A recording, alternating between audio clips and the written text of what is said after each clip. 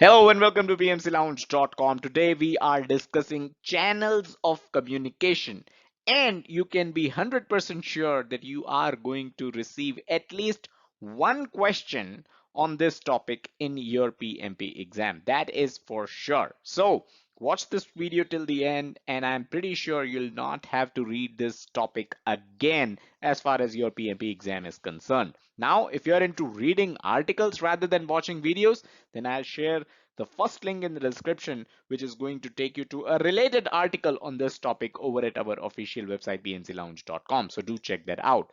Also, second link in the description is very important because that is a playlist of every single video that we have done in the communication knowledge area. So communications management knowledge area, that is. So both the links very important. Do check them out. Now let's get started and understand the channels of communication.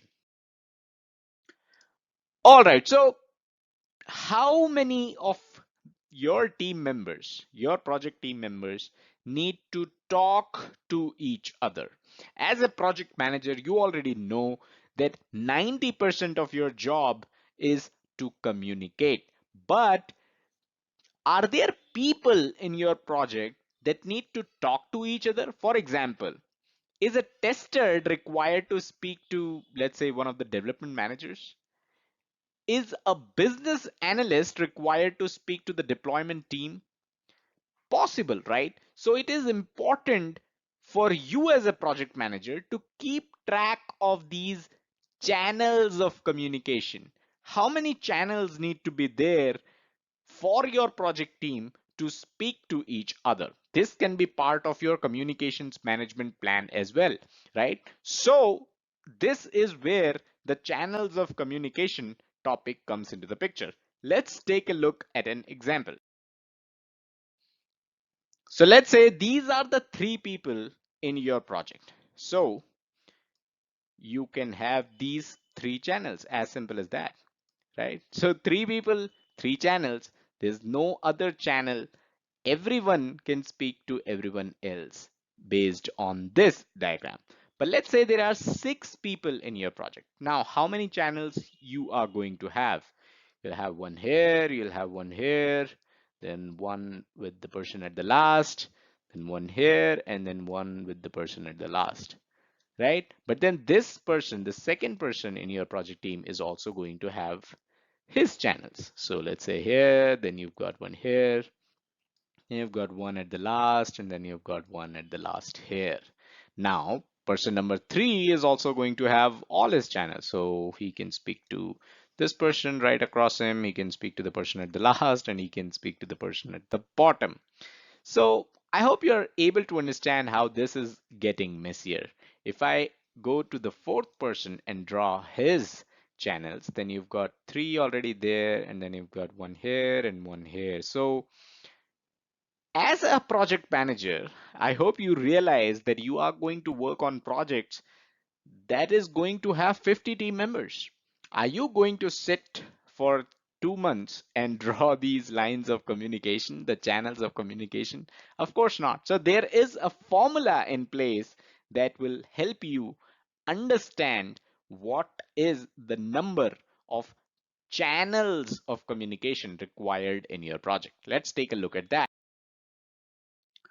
All right, so here is the formula for n number of people.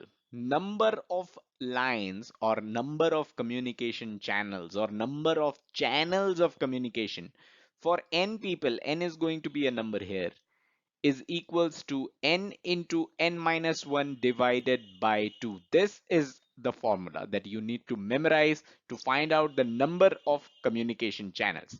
Here's the formula again, and if you're lucky, you may actually get a question in the PMP exam which is going to be as simple as what is the formula to calculate the number of communication channels. So memorize this, very, very important. Now, in the previous slide, we had six people in the project, right?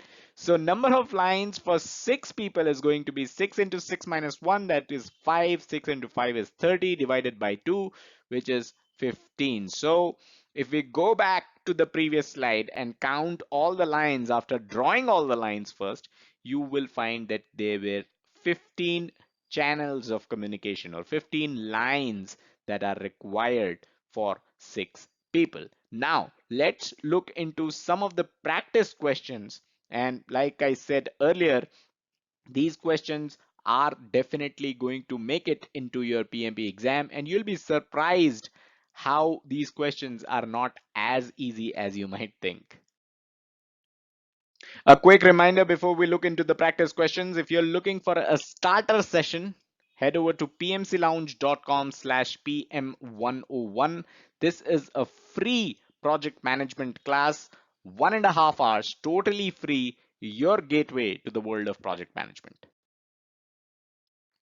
All right, so here's a practice question for you.